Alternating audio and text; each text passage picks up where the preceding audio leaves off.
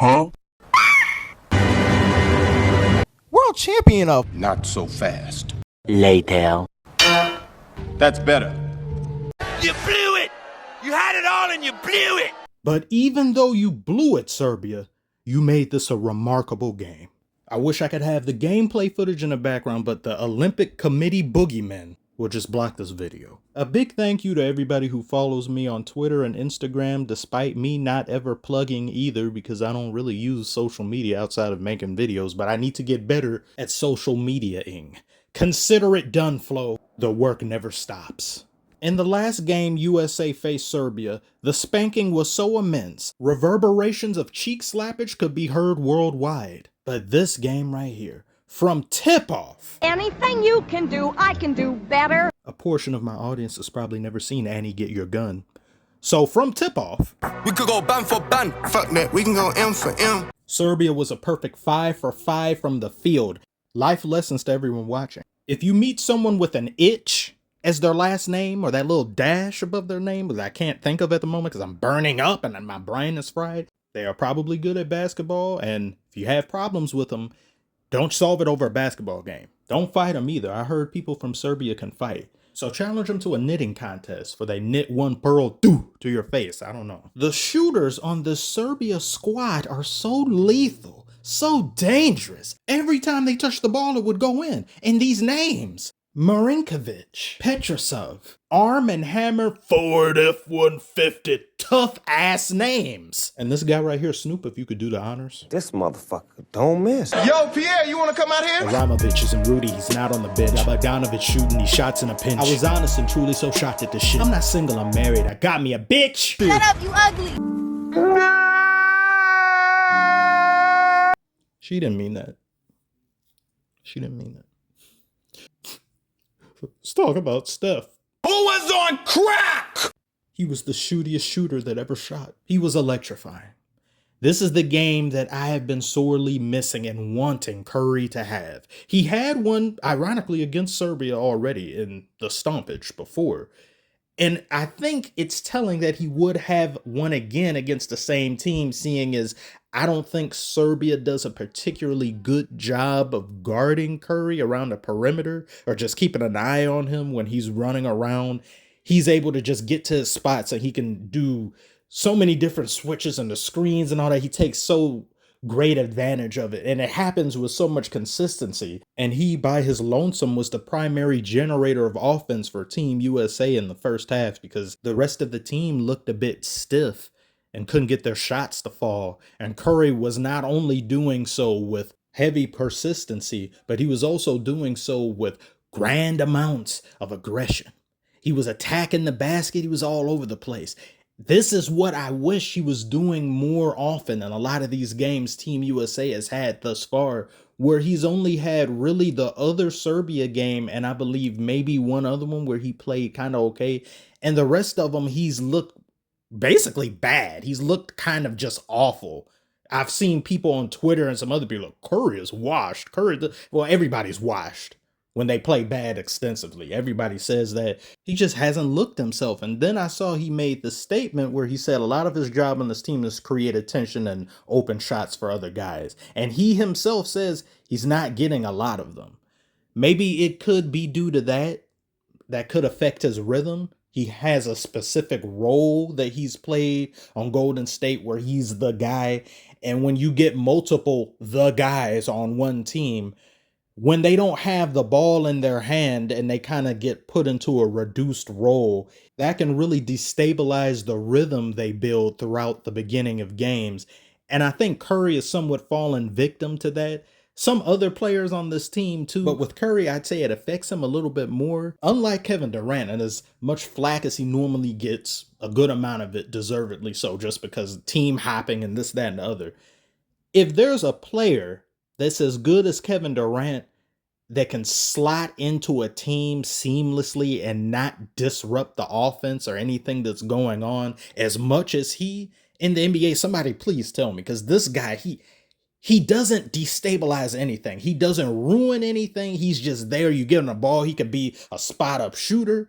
He can kind of carry the offense. He can do so many things without weighing the team down, which is something that I don't think LeBron can do. And that's been something that many different people who've seen LeBron play for years, he came into the league kind of the guy who wills the team to victory. But as he wills the team, he kind of just bundles them all together forcefully. So where they can't really function without him. And it can be good, but it also can be bad. And it's not just LeBron. You got Luka with the Mavericks, which was an issue prior to them getting Kyrie and all that. And then you see that kind of happen to Luka anyway in these past finals against the Celtics. But a lot of the players in Team USA just simply weren't playing to their strengths, and they looked very disorganized this game. Serbia, however, was near pristine in all facets of the game for 3/4 mostly. And I've said this over and over again in multiple videos. These international teams will always have a monumental advantage over Team USA or any team we can assemble due to them having played alongside each other since they were young. And that chemistry can mean the world. No matter who's on the opposing side of the court, you can really make so much more of a game when you know each other's habits, you know how each other play, you know each other's weaknesses. And Team USA just looks like a bunch of great, talented guys put together who don't know how to play alongside each other because they're mostly, like I said, the guy on their own respective team. And Serbia took such great surgical precision and just looking at that and dismantling it. Any and all mistakes Team USA has had up until this point as a team were exposed and exploited to great detail by Serbia. They essentially became the international Nuggets, the Serbian Nuggets. Jokic running the show, getting people to their spots. He's able to distribute the ball, facilitate to such a degree that they can't really afford to take their eyes off of him and look at the shooters because he's such a big threat.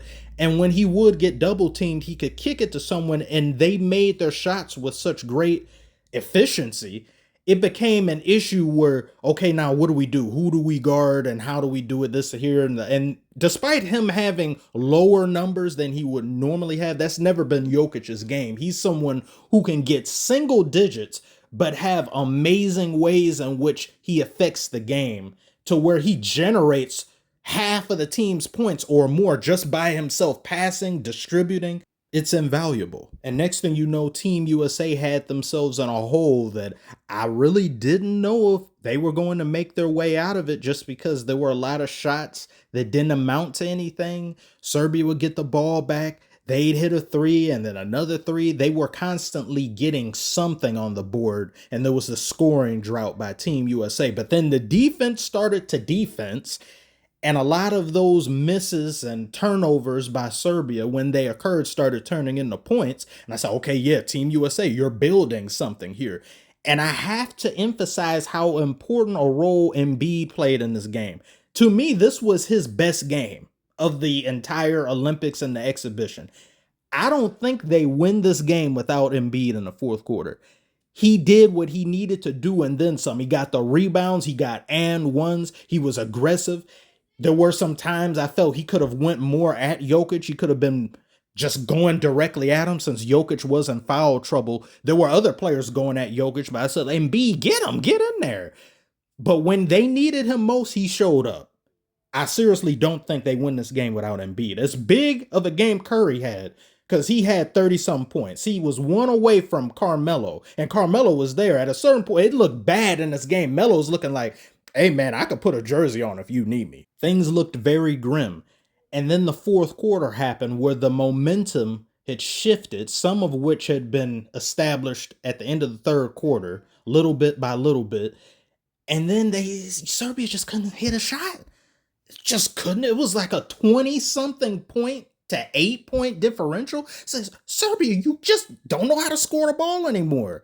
They were committing bad fouls. There were turnovers, and the defense, you add all of that in, the defense play by USA on top of you not scoring. What can you do but blow a lead?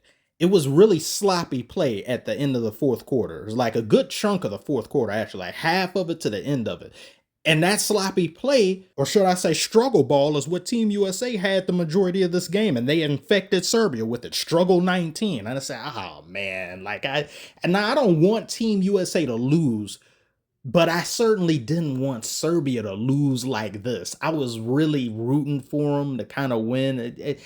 I really like both teams, both sets of players. It's a shame there has to be a loser, but they put on a phenomenal game. This was easily, to me, by far and away the best game of the Olympics so far for basketball. And to see the big three of this game show out at the end and show you why they are who they are was beautiful.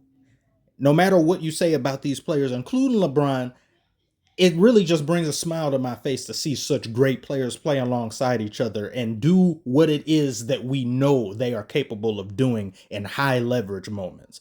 Really beautiful game. Huge respect to Serbia.